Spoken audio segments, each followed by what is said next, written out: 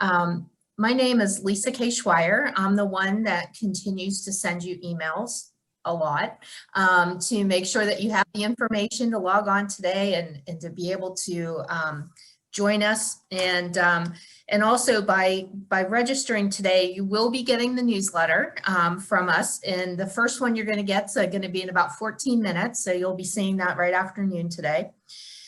But today I have the honor of serving as the moderator for our first panel, which is going to continue the conversation on transportation and equity.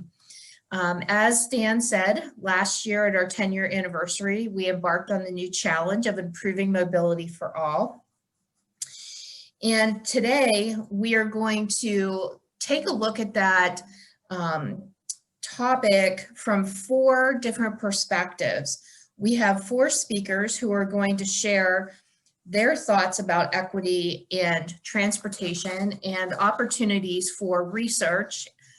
And they are Sofia Gallo, who is the Special Assistant for Policy from the Office of the Secretary of Transportation, Carol Wright, the Director of Easter Seals Transportation Group and co-director of the National Aging and Disability Transportation Center, Jill Hough, Program Director of the Small Urban and Rural Center on Mobility, Upper Great Plains Transportation Institute, North Dakota State University, so it's a little bit early for her, and Mariah Stanley, the National Program Manager for the Conference of Minority Transportation Officials.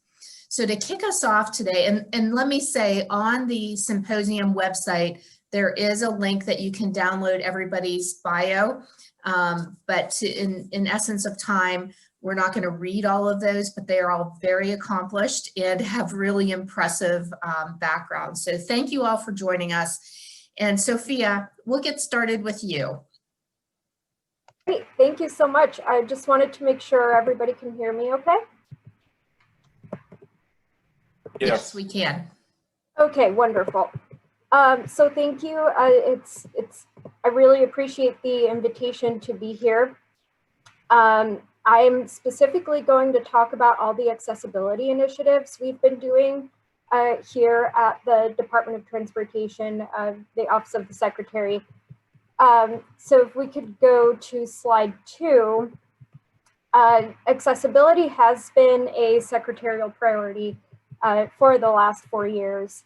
And part of it is, this is because in 2018, the Bureau of Transportation Statistics said that 25.5 million Americans had a travel limiting disability that prevents them from participating in activities of daily living. And so partly because of this very significant transportation challenge, we've been committed to raising public awareness about accessibility, investing in new research, and incentivizing the development of inclusive and affordable new transportation technologies. And this is happening in the Office of the Secretary and all 9 modal administrations. So it's a cross-departmental initiative that we are going through. Our initiatives are partly shaped by the 4 themes that we have in our upcoming strategic plan, which I will talk about later in this presentation. But they really do get kind of a broad theme of where we're going. So the first one is complete trip, getting from the first place where you start to your ultimate destination successfully. And that has a lot of steps from walking to navigating stations to getting in the right vehicle, depending on the mode. So definitely a complicated set of steps. The next one is partnerships, so working collaboratively across government, academic institutions, industry, and other stakeholders. And then fostering innovation, which I've talked about a little bit already, as far as working on the development of new technologies. The last one here is geographic equity, so recognizing that the challenges are different in urban or rural areas, and this ties very nicely with our routes initiative, which is not, even though it's not my main focus today, it all just kind of ties together, and you can find more information about that in our website. So I'm going to be highlighting some of the ways we're advancing this priority. So if we could go to slide 3. So the first is obviously university transportation centers, which all of you are, of course, very familiar with in this summit. It's a congressionally mandated program. And each UTC is a consortium that works on a specific research topic with 2- and 4-year universities. There are 37 university transportation centers, and specifically on the topic that I'm here to discuss today, there is, on July 31st, we did announce 4 new transportation centers, which includes the University of Pittsburgh, studying automation and accessibility in transportation. But also we do know that all of the UTCs contribute to research and accessibility, not just this one that we just awarded that had the specific topic. This is something that has been done across the system. So it's not just this one. And we do appreciate all the work that all of you and your partners have put into this. So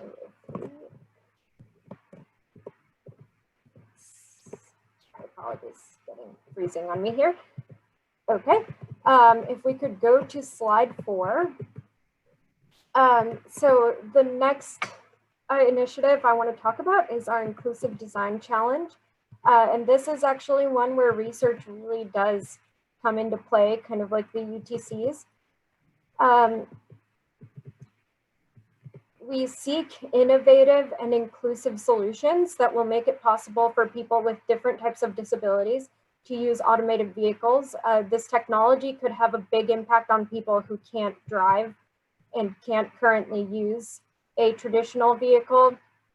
So we want to start thinking now, when the technology is still being developed, about how we are going to make this accessible to as many people as possible.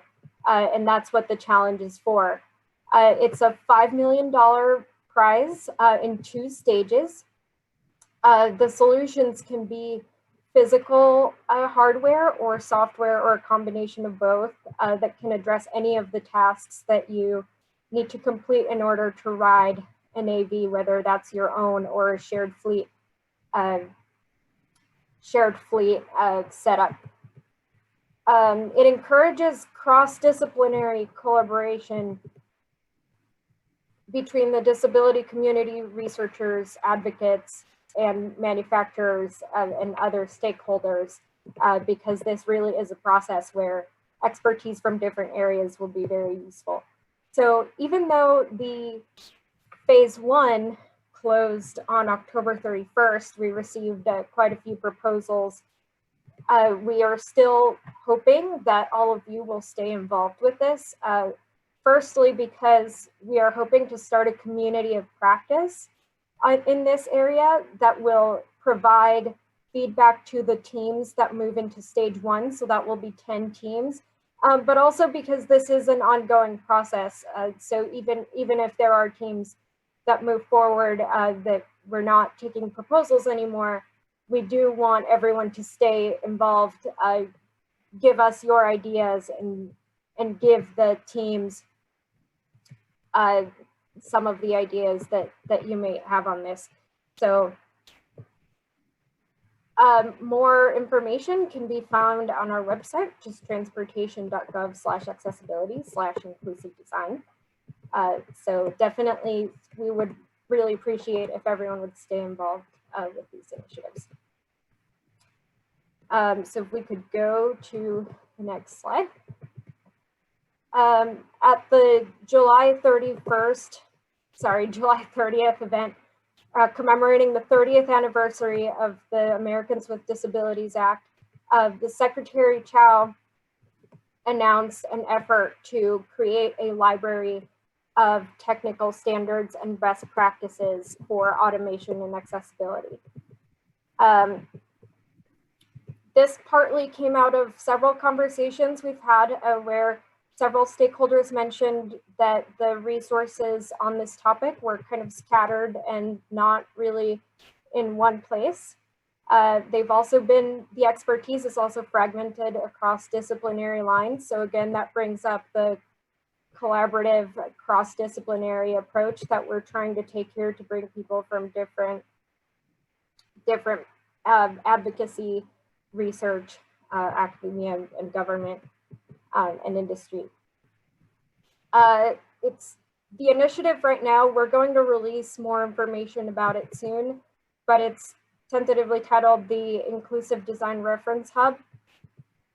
And we will be seeking input on potential stakeholders to take this on, and then how to sustain that effort past the initial DOT investment. So again, more information will be coming up, and we would love to have your input on this initiative so that we can really shape it to be as useful as possible for as many of you as possible. So if we can go to the next slide. So this slide has different initiatives that we are currently underway. These are deployment and demonstration programs that partner with local communities to translate research into actions. And this also exemplifies the complete trip concept of really being able to get from your initial location to your destination.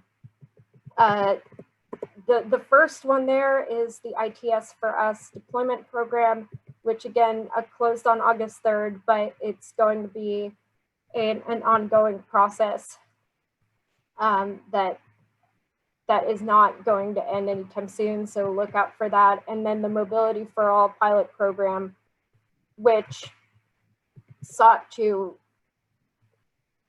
coordinate transportation strategies to provide access to vital community services. So these projects were announced on June 5th, 2020, and we look forward to seeing what innovations they come up with. The next one, again, which a lot of you are probably familiar with, is the Accessible Transportation Technologies Research Initiative, which is a joint US DOT initiative that develops applications that would improve transportation for people with disabilities.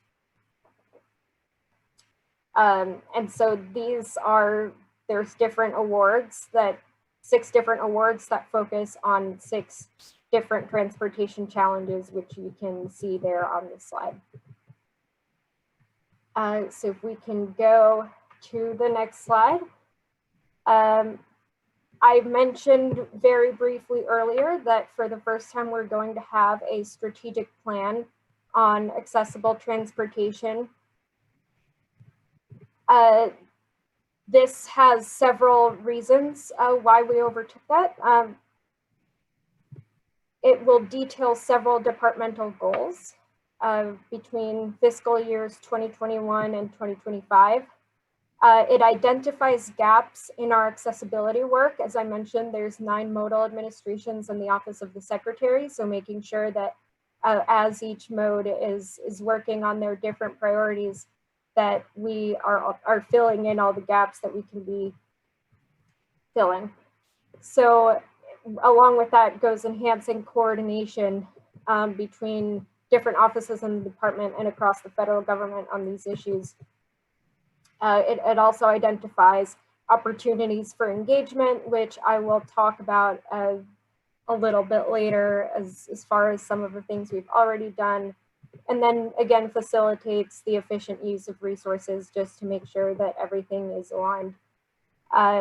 We actually released a framework document that was a less detailed form of the strategic plan, where we asked for feedback as a part of an informal online dialogue. That has closed, and we're using that feedback to get to shape the strategic plan, but the plan will be posted on the Federal Register. So again, this is something where we would be looking for your feedback to shape it so that we can continue to improve it once that comment period opens. So if we go to the next slide, I mentioned kind of again opportunities for engagement. It's kind of changed a little bit with COVID-19, but I think as we're doing now, there's still a lot of ways to engage. We held 2 major events, which again, the recordings can be found on our website if you want to check those out. The first one was the Access and Mobility for All Summit in October 2019, which convened stakeholders around improving transportation for people with disabilities, older adults, and individuals with low income. This was the catalyst for a lot of the initiatives that I mentioned before, the ITS for Us Complete Trip Deployment Program, the Mobility for All Deployment Program, and the Inclusive Design Challenge. The second major event was the Breaking Down Barriers event, which I mentioned before as part of the Inclusive Design Reference Hub. This commemorated the 30th anniversary of the Americans with Disabilities Act. It gave updates on current efforts and had an intergovernmental panel just so we could see the efforts across federal agencies in this space that people were working on in accessibility and transportation. So that is all I have. We look forward to getting your feedback again on all of these initiatives and to filling a lot of these research gaps. The biggest one is understanding what the needs are and translating some of that research into action when it comes to transportation. So please do stay engaged in transportation.gov/accessibility. We really do look forward to hearing what ideas you have as we continue with these initiatives. So thank you for having me today. Sofia, thank you so much for your presentation. You've really set the stage for this conversation, just kind of from the federal perspective and the kinds of projects and programs that are being offered. So we're going to hold on to questions till we get towards the end. And next up, Carol, I'm going to stop sharing my screen so you can start sharing your screen. And you can tell us about transportation and equity from your perspective. Great, thanks a lot, Lisa Kay. I appreciate it. Okay, I'm going to go ahead and get started. Thanks everyone for inviting me to participate in this panel. I'm really excited to be a part of this group. I'll be speaking to you on transportation and equity. I am with Easter Seals Transportation Group. I'm the Assistant Vice President of Transportation and Mobility. But I am also the co-director of the National Aging and Disability Transportation Center. In that role, I am a co-partner with in Easter Seals with the National Association of Area Agencies on Aging, and we are a federal technical assistance center that is funded by FTA. We also are guided by the U.S. Department of Health and Human Services Administration for Community Living. And basically what we do is to ensure that there's available, accessible transportation options for older adults, people with disabilities, and their caregivers. We know that if there's transportation accessible to those individuals, that means there's transportation that's accessible for all. So the whole focus of our work is transportation equity. So why does transit equity matter? Well, fact one, public transit is for everyone. Fact two, public transit is something that we can all benefit from regardless of our race, our age, our culture, or our ability. Fact three, public transit exists in urban, suburban, rural, and frontier areas of the United States. The question then is, does that make public transit equitable? It sounds like it should be, right? But unfortunately, the answer to that question is no. What happens is we have to look beyond just what seems to be the obvious. When I started at Easter Seals, I was given a book called Start with Why by Simon Sinek. And in it, he says that we have to start with the right question. And when we do that, then we know that we are looking at the issue from the right perspective. People are motivated when they know why they should ask the question and when they take it a step further and care about what the answer actually is. So why is equity important? Well, unfortunately, we don't have equitable transportation for everyone. Right now, we know that disadvantaged communities rely more on public transportation than other communities do, and mostly it's because they have less frequent vehicle ownership. In the United States, African American population is much less likely to own a vehicle. In fact, right now there are 19% of African Americans live in households that do not have access to any kind of a personal vehicle whatsoever. Compare that with white Americans, where it's only 4.6%, or Latinx Americans, where it is 13.7%. So that we see in communities of color, there's a real difference in terms of the need for reliance on public transportation to be able to get to jobs and have access to health care. People of color also report taking transit more regularly. And we know that in normal urban transit centers, when people are trying to take transit, Pew Research tells us that 34% of the ridership of urban transportation across the country is by people of African American descent. Another 27% is for Latin populations. And then we know that there's 14% of white people who take public transportation, but it's primarily only for work.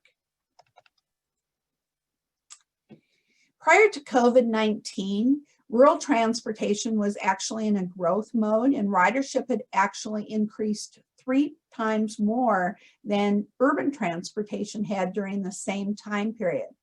But it unfortunately has suffered the greatest impact and reduction in service due to the pandemic. While currently most of the urban transportation systems have recovered to pre-pandemic levels in terms of the amount of service that they're operating and offering in suburban and especially urban areas, that hasn't been true in our rural areas. They have been slower to come back, and they are still usually only offering the immediate necessity ride service for important healthcare appointments, grocery shopping, and less for recreation and other social use. This has further isolated the people in the rural communities, and so they have suffered a disproportionate impact when it comes to our pandemic.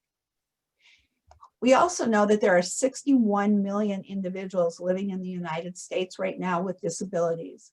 If you took the entire population of the state of California and the state of Florida and combined it together, that's how many people you would have.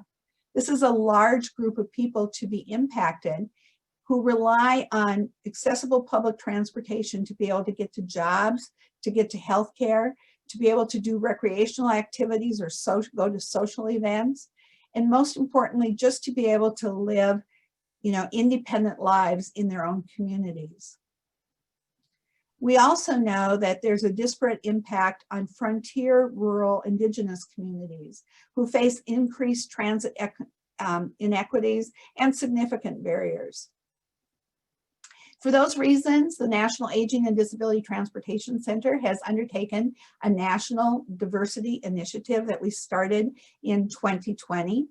With that, we're launching a national study next month to collect information from racially, ethnically, and culturally diverse older adults, people with disabilities, and their caregivers regarding their transportation experiences, including the needs, barriers, and preferences that they have for transportation options. That initiative is going to continue throughout 2021, looking specifically at transportation equity. We plan to have focus groups across the United States, be they virtual or in person, depending on what happens with our pandemic. We're going to host regional meetings with transportation providers, community leaders, and advocates. develop education and guidance materials, and create a transportation diversity resource page on our NADTC website. Our website is www.nadtc.org, and we really encourage you to visit it. That website will be up as of January. Of course, we plan to disseminate the survey and focus group results widely to make sure that the information that we get can support communities and public transportation in those communities. And we hope to culminate this effort with a national convening in Washington, D.C. in 2021. To make sure that we are on the right track and that we really look at diversity from all perspectives, we have brought together a national advisory committee on diversity. We wanted to make sure that we had representatives from diverse organizations from across the United States so that we could get their input to help us with this initiative and make sure that it goes in the direction that really makes a difference for these diverse populations and looks for equitable solutions.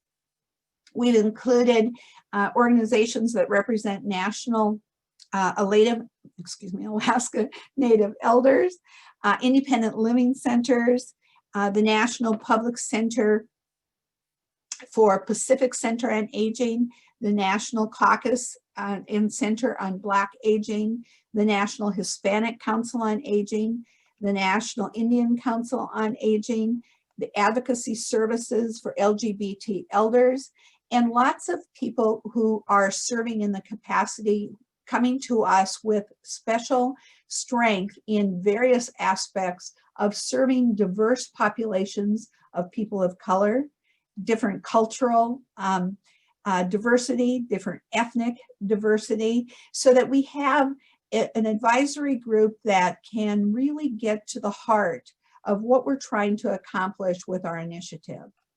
What we've asked them to do is advise us on the scope and content for our national survey, which they've already done, assist us in dissemination of the survey while we have a national survey provider who's going to go out and survey across the nation. We want these groups to also help with the dissemination of the survey to ensure saturation of diverse populations across the United States, so we're really getting to the right people. They'll help us review the findings prior to the release of the report. They'll help us share the findings with their constituency groups and networks. And most importantly, they're going to help us guide our next steps throughout this entire initiative. So what can you do? We went to the National Advisory Committee and we said, what do you see out there for some gaps and needs that people should be looking at in terms of wanting to do additional research? What they told us is there's need for more outreach to diverse communities for input on transportation planning, and also for helping these same diverse populations learn about what transportation options are available. There's a need for communication with immigrant populations and others with limited English proficiency in transit publications so that they can understand the materials that are already available, but putting them in a format that is more accessible to more groups. And also information sharing on accessing transit options. We certainly know that COVID-19 has had just an amazing impact across the country, and transit is no exception.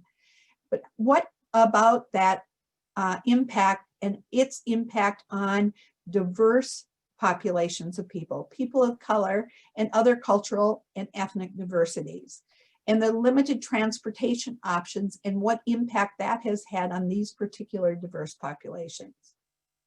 Certainly, we always need more research and a look at transportation in frontier rural areas where Indigenous people have fewer options that are available. And finally, our study focuses on diverse older adults, people with disabilities, and their caregivers. That's our area of specialty, and that's what we want to gather information on. But what about younger diverse populations? That's a whole nother area where more research can be done. So with that, I'm going to turn it over to the next panel member, but thank you for including us on this particular panel. And when the time comes for questions, I'm happy to answer any questions that any of you have. Thank you. Thank you, Carol, very much. And Jill, if you would like to start sharing your screen and getting that ready, just a reminder to everyone that if you have thoughts or ideas that you would like to add onto our idea board, to please go ahead and do that. And Carol, thank you again for your presentation. Thank you. And next up, Jill is, let me see what you titled your presentation, How to Address Systemic Challenges. So Jill, take it away. Okay, thank you. And you can see this all fine? Yes. I want to make Yes, sure. we can. Okay, great. Well, thank you. So nice to be with all of you today, and appreciate you, Lisa Kay and Stan and Raj, and all the hard work that you've put on to make this possible. Thank you. And so my focus is going to be on transportation and equity, and I'm looking at systemic challenges in rural areas. So thank you, Carol, for already touching on a few of the items that I'm going to address, but really helping us to exemplify the issues in this area. So what I'm going to briefly do is give you just a little bit on the rural demographics, the rural transit service days and hours, so that you can see some case study results from 2 projects that we've worked on. I'm just going to touch a little bit on each, and then some key takeaways. So when we take a look at rural America, there's about 63 million Americans, or close to 20%, live in rural areas. A famous quote is, when you've seen one rural area, you've seen just one rural area.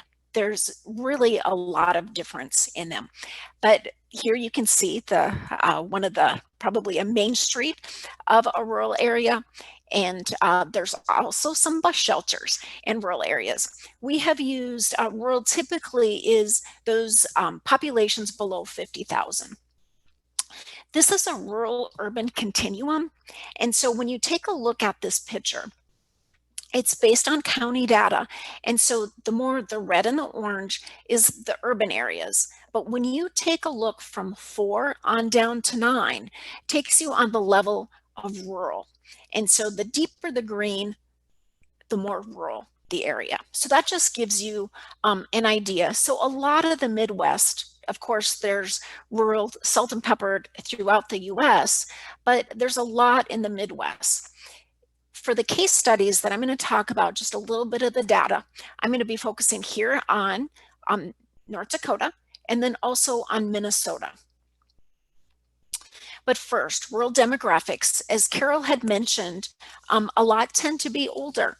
And so in the rural areas, about 19% of the population is over 65 and older, versus if you're looking at an urban area, that's 15%.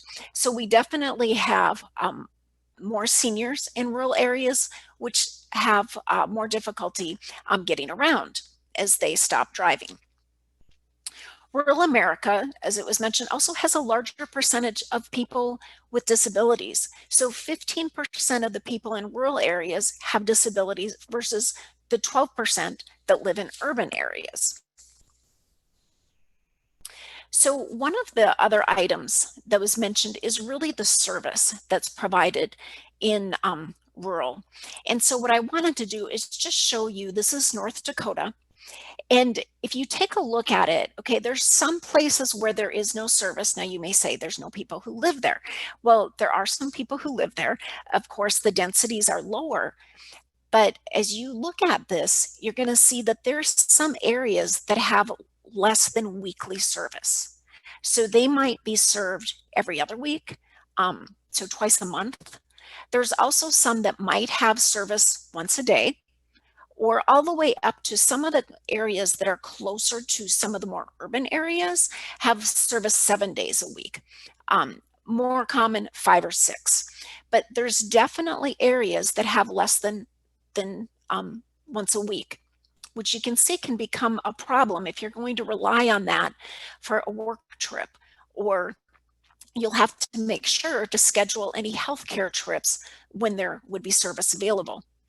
Another problem in rural areas when looking at relying on public transportation is the hours of service per day. So not only may there only be service less than once a week, there can also be, once again, there's the areas with no service, but there's areas that have less than 5 hours a day. So if they do have service, you can see it can be quite limited. But there are some, of course, in the Bismarck area, the larger areas that are more urban in North Dakota may have up to 16 hours per day, which definitely makes it easier for the people in the urban areas to rely on it for healthcare, for trips to work. What I want to do is talk just briefly about one of the case studies that we did from Minnesota. Now, my colleague, Dr. Jeremy Mattson, was the principal investigator in this, and I was on the research team. So what we did was we looked at, it was really a benefit cost analysis for the state of Minnesota. And I'm not going to go into the depths of the benefit side. It went in, I'll just let you know that when measurements were made, looking at and putting actually monetary benefits, for every dollar invested in transit, there was at least $1.50 return and up to $4.50 in return. And that was really looking at the basic, real basic, and there were a lot of intangible benefits that we did not measure. But when looking at this screen, when you take a look at the left side, on the left shows all the transit agencies in Minnesota, and we grouped them into 6 different groups. Within, and you can see on the legend, on the right side, what you see are the case studies communities that were selected. And you see right at the top, the Paul Bunyan, which is really, it's a very large, but quite a rural system.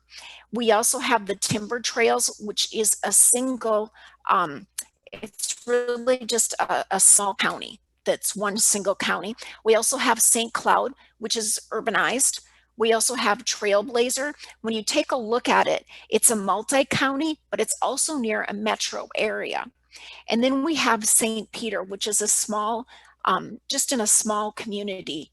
And then we also have SMART, which is the Southern Minnesota Area Rural Transit.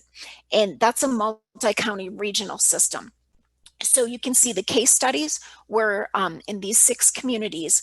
And with that, we conducted onboard surveys on each of those systems.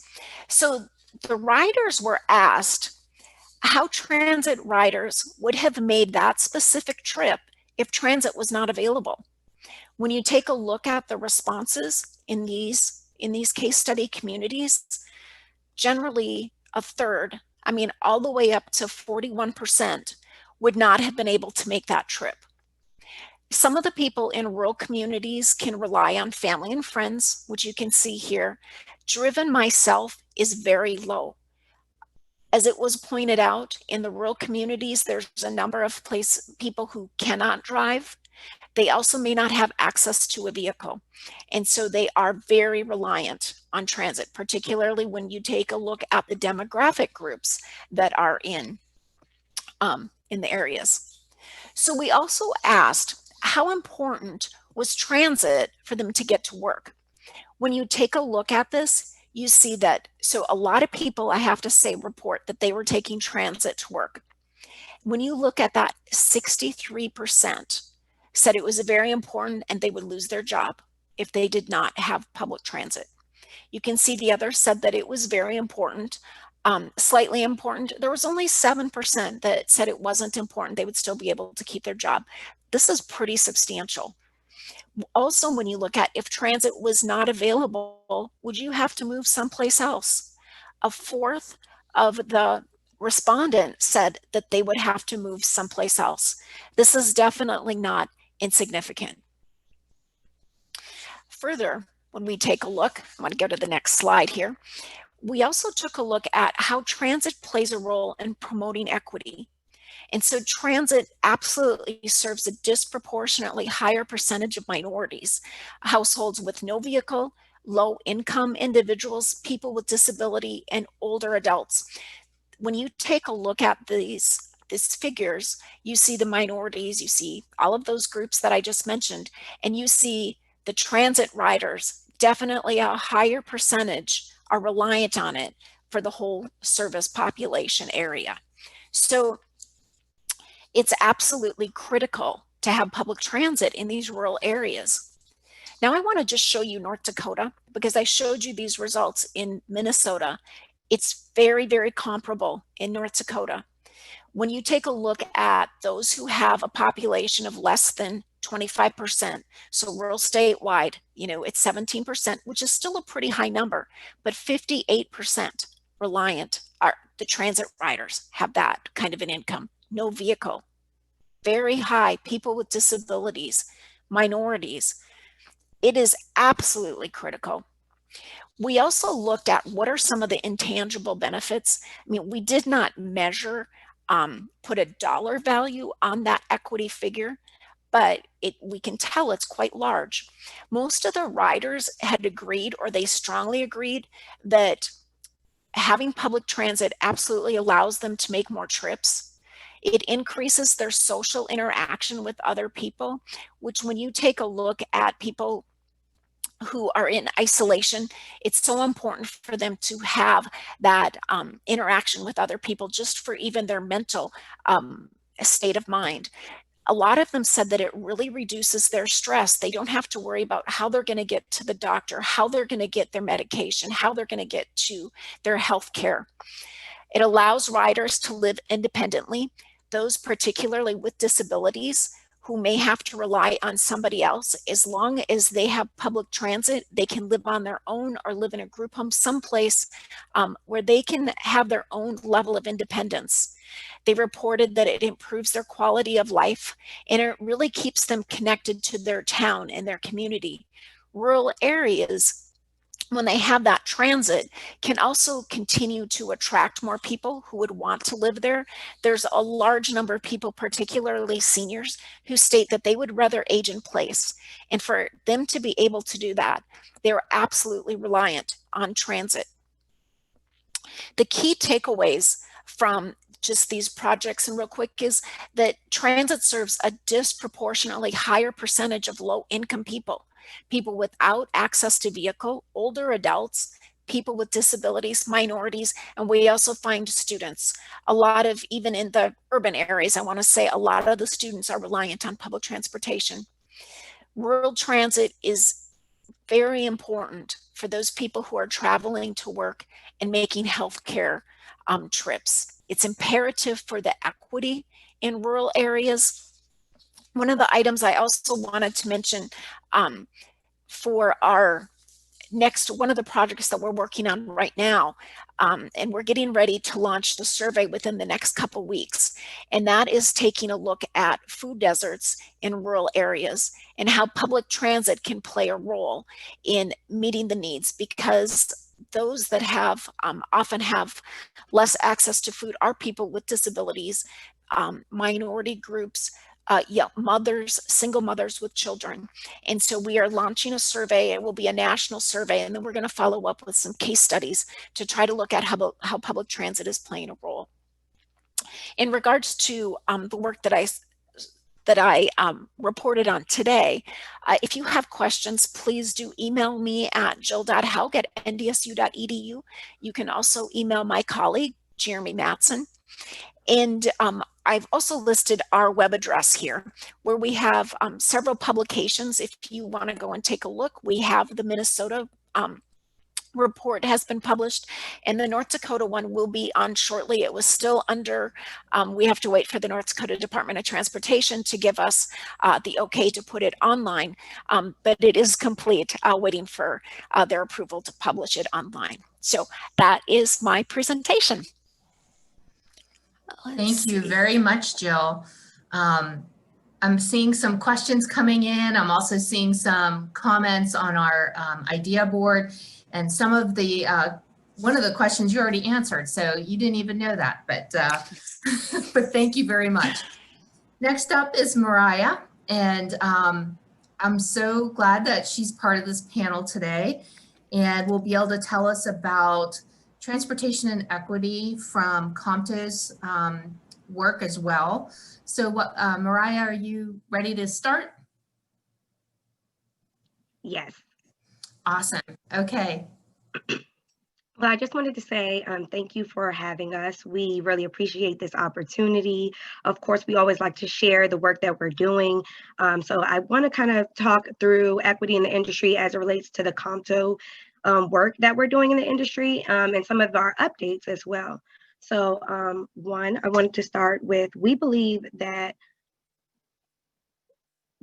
diversity moves the nation. We believe that the leadership of a massive industry that has the responsibility of transporting all people all the time should ensure that minorities are reflected in every aspect of the industry, and minority communities are served for and by the industry in all aspects and capabilities. COMTO is working to ensure equity is provided in the industry by working with our industry partners and members to ensure that the industry indeed reflects the complex mosaic of those they serve, and make a commitment to inclusion across race, gender, age, religion, identity, and experience, which moves us every day. We as an industry should work together to ensure that emerging transportation technologies, services, and legislation provide efficient, sustainable, and cost-effective alternatives to underserved communities. COMTO's mission is to ensure opportunities and maximum participation in the transportation industry for minority individuals, veterans, people with disabilities, and certified minority-owned businesses. We advocate for minorities in the transportation industry and the communities they serve. We began in 1971 at Howard University to provide a forum that minority professionals in the transportation industry did not have. Although we are celebrating 50 years of moving the nation and providing opportunities for minorities in the transportation industry, we still find today that there are challenges in equity as it relates to accessibility, safety, and access to emerging projects and jobs. Today, COMTO has over 33 chapters in the US, and we are happy to announce that we now have a chapter in Canada. Although we are excited that we are growing, this goes to show that our mission is needed to address systematic challenges in equity across the nation in our ever-evolving industry. With the impact of COVID-19, we will continue to see that need to grow and be addressed specifically in our areas that have less access to resources.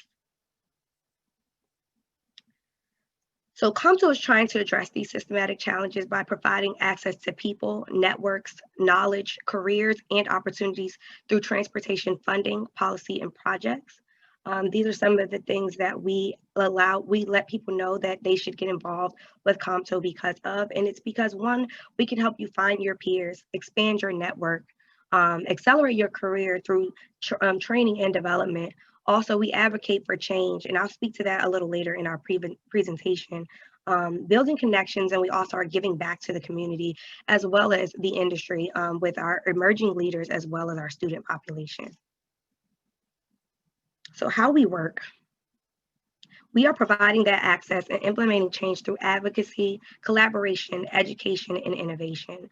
We actively engage with key Congressional Transportation Committee and subcommittee leaders at meetings scheduled specifically for COMTO members during our annual View from the Hill and Congressional Black Caucus Foundation Transportation Brain Trust events.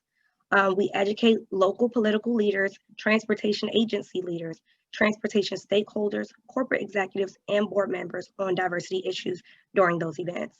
We coordinate and collaborate with other trade organizations on issues that affect COMTO members and provide networking opportunities for businesses and agencies to build alliances and partnerships. Through our small business directory database, we promote visibility, contracts, and partnerships for MWDBE business members. We educate, and during COMTO's annual national conference, hopefully some of you have attended, we offer educational panels and continuing education training. Professional development and leadership training seminars are offered locally throughout the year by our individual chapters.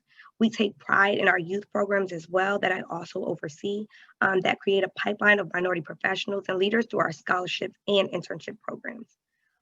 We try to keep members informed on innovation in transportation. We offer training programs to prepare the current and next generation of transportation leaders on advanced technology in the industry. How we do that is through our committees. We have various committees, as you can see here, that tackle several issues that face the industry in regards to equity. Some of those committees you see are accessibility, our city internship committee, our historically underutilized businesses subcommittee, our emerging leaders committee, our legislative advisory council, as well as our national meeting and training conference planning subcommittee, in addition to a few others. You'll see that in 2021, we want to tackle creating committees that are relating to highways, automotive and logistics committee, a technology and transportation committee, and ports and marine, so that we can expand our reach. So some of the programs that we discussed and events that we discussed that are helpful to the minority community are our National Meeting Training Conference, where we offer educational workshops and symposiums that with continuing education CEU training and networking. As well as we have our Celebrating Women Who Move the Nation event that recognizes outstanding contributions of women who are leading and advancing America's transportation industry. We also have our View from the Hill that I previously mentioned, our CBC Brain Trust that I also previously mentioned, as well as our internship and scholarship program that also are awarded to minority students that are seeking undergraduate and graduate level degrees. So some of the legislative initiatives that we have tried to cover this year in our work are local hiring practices, workforce development initiatives, as well as business development infrastructure. And we also wanted to work with the Federal Railroad Administration Disadvantaged Business Enterprise Program. Our national programs also further the work of our committees and highlight the various needs as it relates to equity in the industry. Also not listed is our TCRP Ambassador Program. I wanted to mention that, let me go back just a bit, because our TCRP Ambassador Program is a collaborative program with the Federal Transit Administration, as well as the Transportation and Research Board and the American Public Transportation Association. This program was implemented to disseminate transportation research as it relates to the industry as a whole in very specific areas and regions. This research helps to provide feedback, information sharing, and information to STEAM projects, policy, and funding. I oversee that program, and we have currently 10 ambassadors who go out into the industry to disseminate this research as well. And they are helpful in that in STEAMing people's projects and policies in their areas. And they can give you further detail on those informations if you have any specific questions on any specific research topic to see if they have that as well.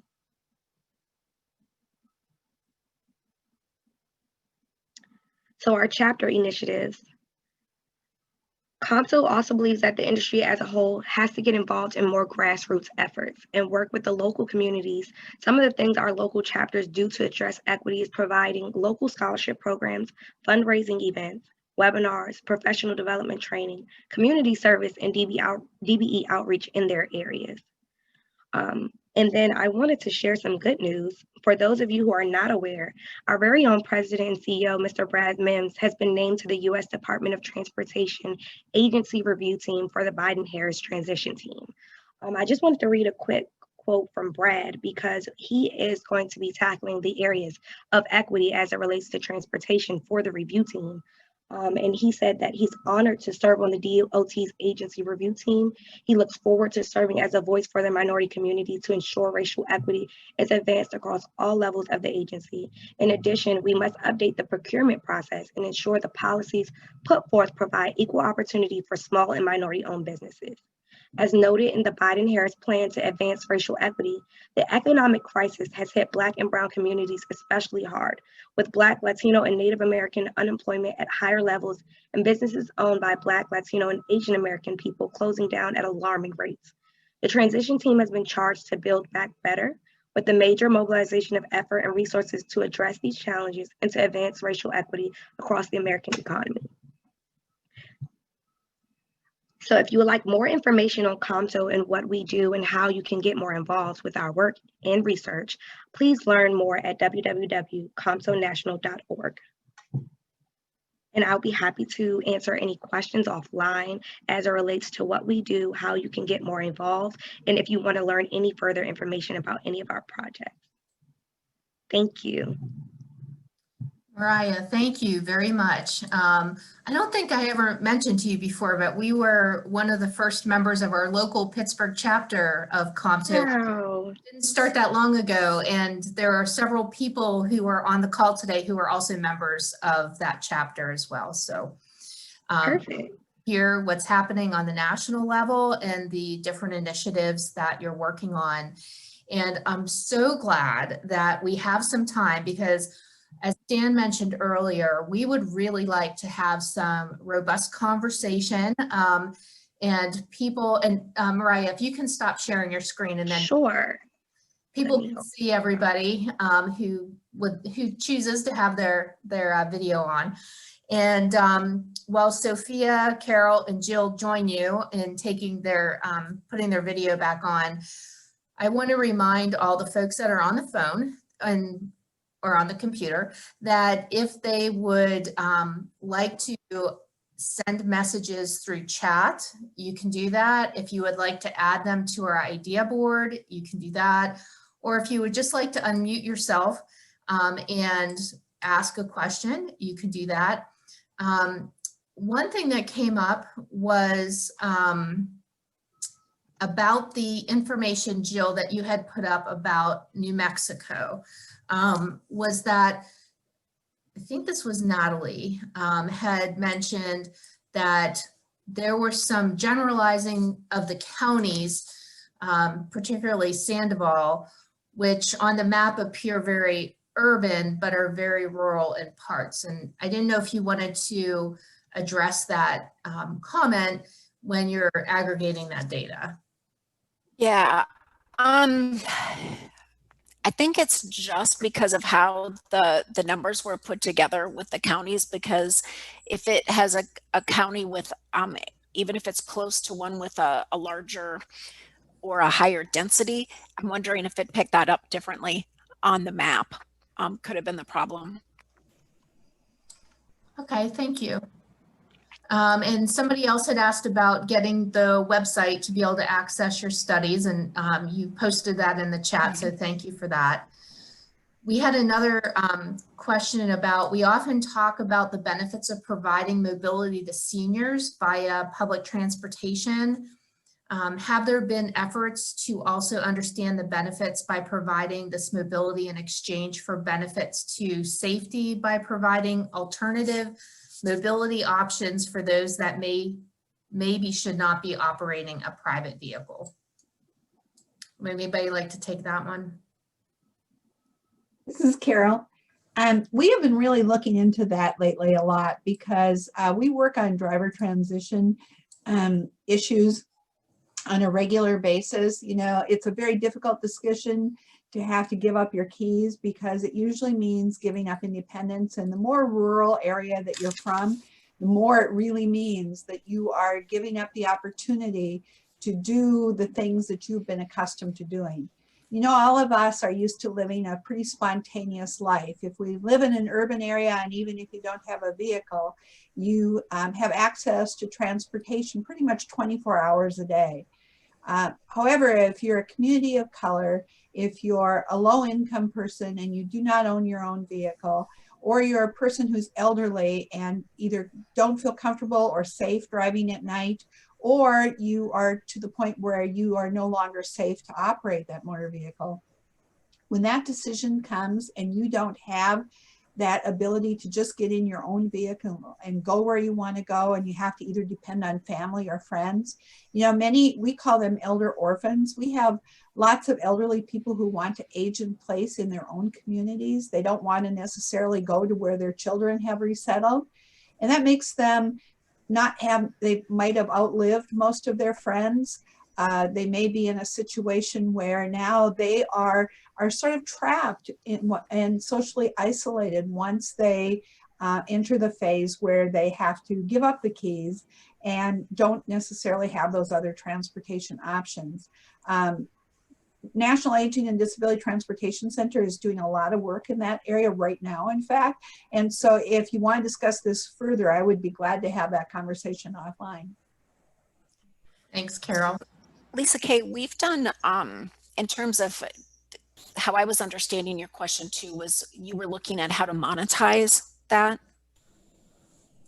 That's how I took it when I read that. Yes. Okay, that's how and so we've done, some of our studies have shown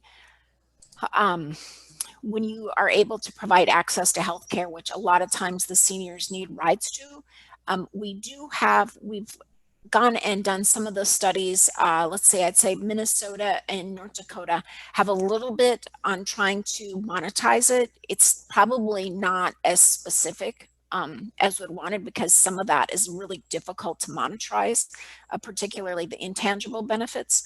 But we have done a little bit of that, and I'll actually try to look for some right now as if there's something I can share. Okay, thank you. Okay, another question that came up, what innovative technologies have you seen to address equity and barriers such as broadband access?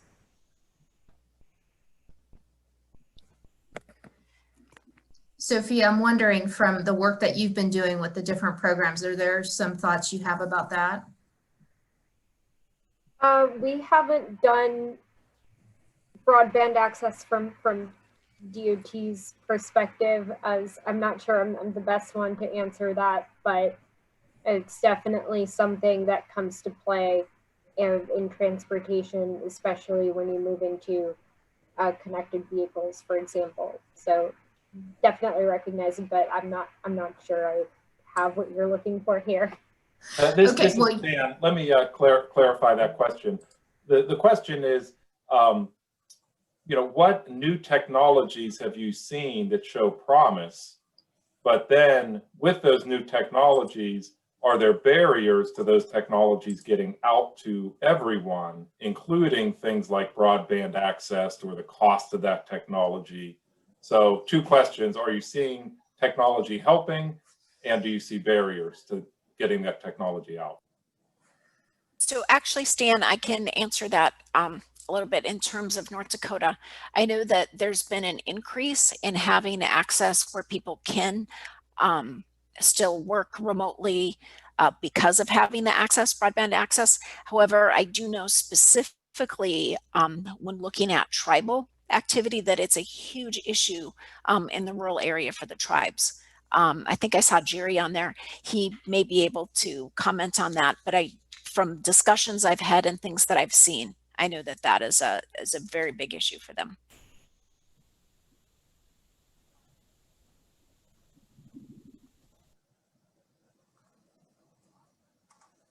Okay, so thank you for that, Jill. Sherry had asked, she would like to hear perspectives on R&D related to the rise of e-commerce, delivery of meds and food delivery that reduces trips, which solves one need but does not address social inclusion.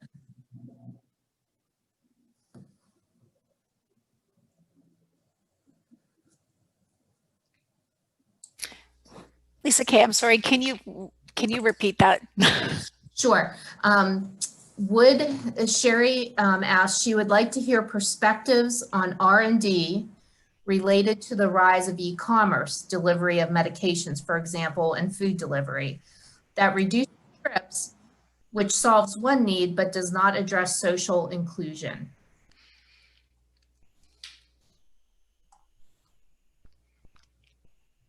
So I can just briefly mention, because the FAA does can govern those pilots of delivering medicine. For example, Google is doing it in Virginia.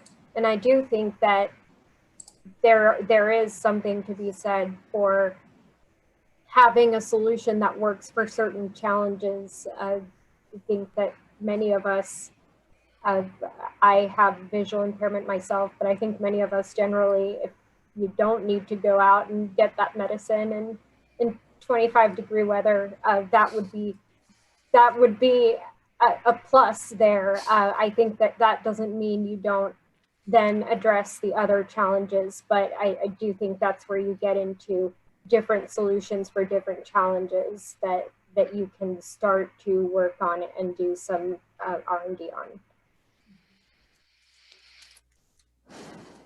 Thanks, Sophia.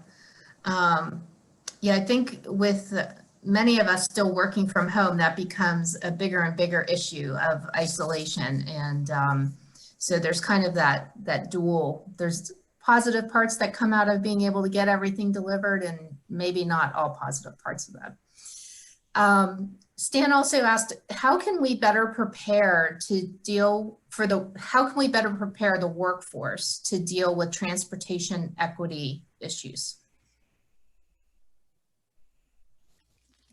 I'll take this one, Lisa K. I was going to say, as we navigate this new normal, we just have to figure out how best to serve the various communities that we are working through. I think we all gave various perspectives on how we are impacted via disabilities, via minorities in certain areas, in urban areas, as well as rural communities, and how they're affected. And just by taking those various areas and like diving into that, and of course, we're going to have to do a little bit more research and develop new technologies and new ways in which we can serve those communities.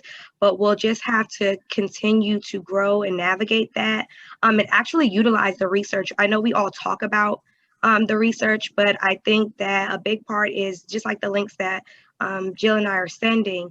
We as a industry have to utilize those resources in order to implement changes and to figure out what these communities need. Because we can discuss it, but we can't make things happen unless we know what their needs are from that community. We can talk about what we think they might need, but actually utilizing the research and implementing the processes that are created in the research will help us during this time. I think also to go upon what Mariah said, I think making sure that we're getting that information out there, so utilizing it. But one of the things that we're trying to do is put together short videos, things that people can watch within a couple minutes for each of our research projects. And getting the info out, the education, whether it's through public service announcements, little tech transfer webinars, things like that, I think also help.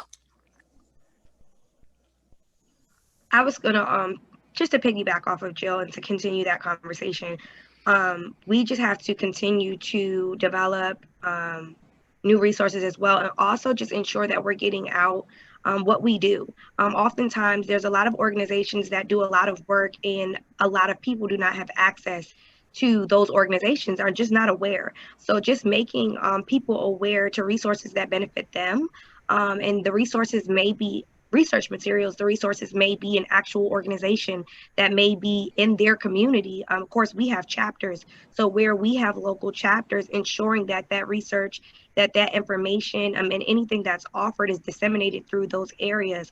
And just utilizing those things. And if you have a partner organization that does have local resources or local chapters, ensuring that you push your research and information sharing through those organizations as well, because COMTO is an information sharing resource. So if your organizations are doing work in areas where we have chapters and we can get that information down to a grassroots level, they can disseminate that for you. But it's making sure that you're making that connection and able to get that information out or get those resources out. And it may be through partnership, but just ensuring that we are utilizing our partnerships at this time and ensuring that the things that we are doing are getting out there to those communities. This is Carol, and I want to jump in on that as well. I really agree with both Jill and Mariah and what they've said about this, because I think it's really important that we look for those partnership relationships and look in ways in which we can collaborate. One of the reasons that we established that National Advisory Committee for our diversity initiative is to make sure that not only are we going about our survey and our initiative the right way, so that we are indeed reaching out to the communities appropriately, reaching out to make sure that we address the issues that are really of concern to them, not just issues that we happen to think they might be important to them, but also for just that very reason that both Jill and Mariah have talked about, and that is being able to disseminate that information. You know, research that just sits on a shelf does no one any good. We want to have applied research that people can take and actually make changes in their systems based on what that research tells them. What can change in our transit programs to better address the needs that we find that are identified, or the gaps in services that are identified as a result of the survey that we do, or the focus groups and information. And that only happens if you can take those survey results and then distribute those results through the proper channels to people who can actually do something with those results and make something happen. Carol, you couldn't have said it better. And that's exactly why we're here today, and why we hold this annual symposium, is to continue to have and continue the conversation so that we know more about what the community needs are, what the research needs are, and being able to coordinate through the community partners and our researchers to be able to do what Raj talked about earlier, where we're doing research development and deployment that is meaningful for the communities and for the people that are involved. So at this point, I would like to thank our panelists today, and we don't necessarily get to give you a round of applause, but we try. And to thank Sofia, Carol, Jill, and Mariah for joining us today. We do have a couple-minute break before we have our next session, which we've been going for a while, so people probably need to stretch their legs. And I'm going to post in the chat again the idea board, because just what we were just talking about, wanting to make sure we're capturing ideas and suggestions, please feel free to add those there. And we will be back at 1:15 Eastern Time. Thank you again, everyone.